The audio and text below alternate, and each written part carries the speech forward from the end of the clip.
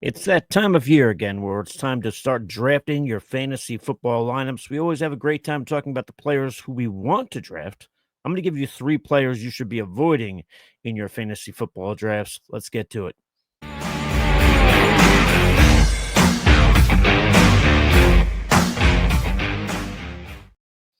What's going on, everybody? My name is Mike. This is First to Read Fantasy, and right now I'm giving you three players to avoid in your drafts coming up. Let's start off with a bit of a bang here, a bit of a surprise, but I've got a good reason for it. It's Brock Bowers. I am avoiding Brock Bowers in my drafts. Now, you might say that's crazy. He had 153 targets last year, 112 receptions, almost 1,200 yards, 5 touchdowns. Spoiler alert, that was good enough to finish as a tight end one. So, why are we avoiding him? We're avoiding Brock Bowers because he has now entered the territory that Travis Kelce used to have a residency at. And that's being if you're drafting X player, you're drafting them in the first round. I've never been a huge guy at drafting tight ends in the first round. I know a lot of people who love to wait on the position. It's notoriously a position to punt for a lot of drafters. So Bowers is just a guy for me. I'm not willing to spend on him. I would rather go with a Trey McBride a little bit later, or I'd rather go with a George Kittle in the fourth round, or I'd rather just wait and not draft the position until later.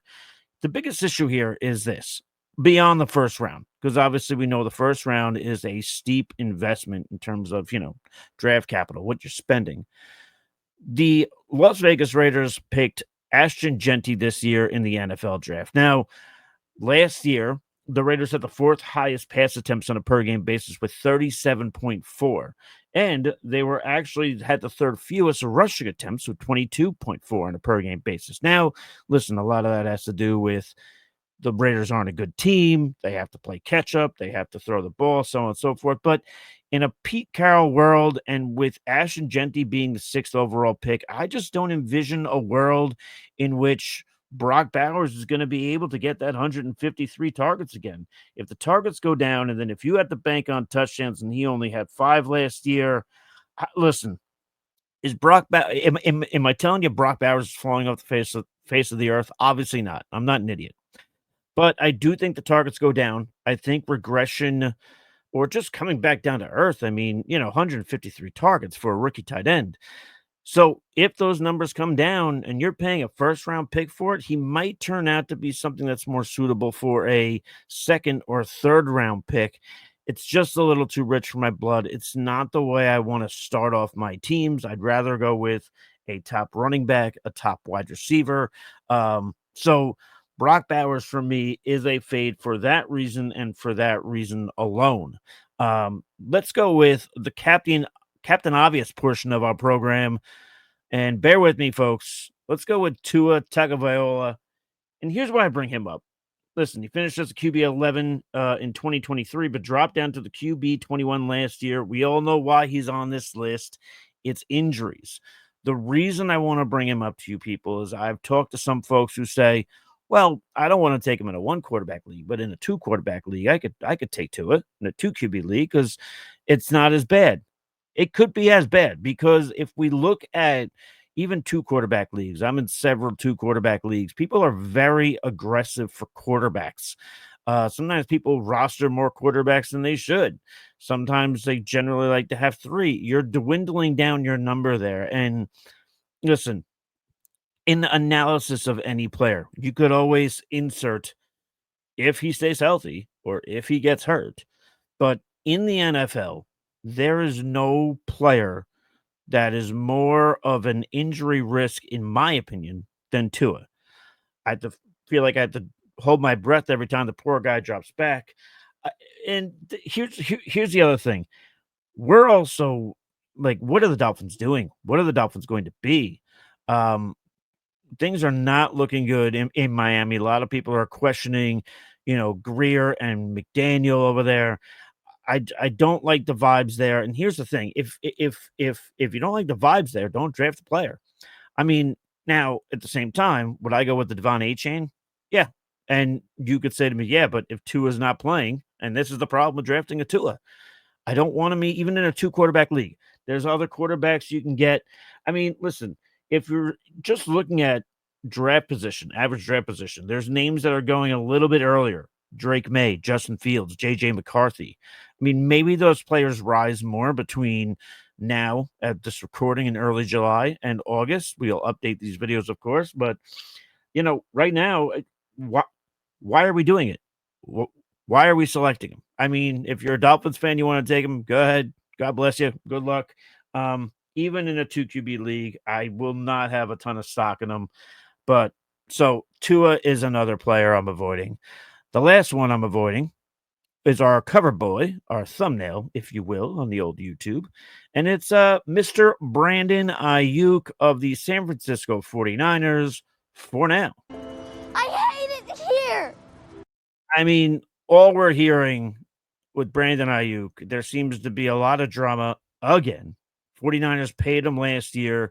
We know about the hold in, how that took forever. We know about all the drama on social media that transpired. Then he goes ahead, he plays, he comes into the season. Obviously, he suffers the ACL and MCL injury in week 7, but from every single report, there is no definitive date as to when Brandon Aiyuk is going to be able to play. There's been no mention of it. And right now, and most analysts, most folks are leaning towards Brandon Aiyuk starting on the PUP to start the year. So we already knew he started slow last year because, again, he had all the contract negotiations that I talked about. And, those first few games were terrible. His catch rate dropped from 71.4 to 53.2. His success rate went from 70.5 to 48.9. He was underperforming. He had only one game with 10 fantasy points. He averaged 8.9. That's not what you want. And I get it. People are saying, yeah, but you're drafting him at a discount. Yes, but just because you're drafting a risk at a discount doesn't mean you should still take the risk. I mean, there's other players I'd rather get there. And not to mention, again, I said it already. When he came back, he started last year slow because of the contract stuff. We've seen it happen to a lot of players. We've seen it happen to several 49ers. If we go ahead, who's to say he doesn't start slow after this knee injury? I mean, we've seen just as many players start slow after coming back from a significant injury than we've seen of a player who's coming back off of some contract negotiation, some contract snafus. And by the way, you would think at this point, you would think that the drama would be going away with Brandon Aiyuk, but it's not. He called out the team about some trade negotiations last year when he was laid up in bed after a surgery. Then we hear that, during some mini camp sessions, it was Terrell Owens, Patrick Willis, Frank Gore were all spotted talking to Aiyuk. You have to wonder if that was an organized sort of thing. And then next thing we know, Brandon Aiyuk's posting on his Instagram of Terrell Owens doing the famous sit-ups when he was with the Philadelphia Eagles and sent home from practice. So along with the injury concern, which would normally scare a lot of people away, now we've got this going on still. I don't want to bother with a Brandon Aiyuk. I don't want to bother. Give me Juwan Jennings, who would have had 1,000 yards receiving last year if not for getting kicked out of the Cardinals game in the season finale. Maybe even give me a Ricky Pearsall at that point. Let me see what he could do, with finally having a full offseason. This was the quote from Brandon Aiyuk about the trade negotiations. The way they talking about trading me, I was off Percocets, muscle relaxers, and peeing in a cup by my bed. Couldn't walk for 10 weeks. Ain't nobody trading for me. That's what Aiyuk wrote on his YouTube channel. Too many risks for me. He's right there in front of Jacoby Myers, who should be a solid target, who should have a decent target share. Isn't coming off a season-ending injury. Also going right near him, his former teammate, Deebo Samuel. Maybe I'll take a shot there. Deebo, I know people have their worries, their concerns. They think he's fat. They think he's slow. But maybe in turn, he's got something to prove. You could say Aiyuk's got something to prove to the organization, but does he care to prove it? That's the thing. There's too many red flags here. So we've got different reasons why we're avoiding these said players. Brock Bowers because of draft costs. Tua because of obviously the injury scares, and that's again, even in 2 quarterback leagues, and Brandon Aiyuk because, yes, he's coming off the injury, but there's just too many red flags. There's too much drama here, and the 49ers seem so positive to finally have everybody there, playing, ready, no contract negotiation drama for the first time in what seems forever out there in Santa Clara. I don't even think the Niners are going to want to deal with this. So it's going to be fascinating to see what Brandon Aiyuk gives you. But again, those are the 3 players I'm avoiding. Guys, we're going to have a ton of content coming out between now and draft season. But drop your comments below. Do you hate the Brock Bowers call?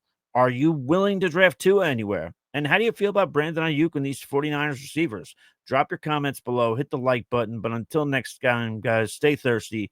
Be kind to one another. We'll catch you on the flip side. Cheers.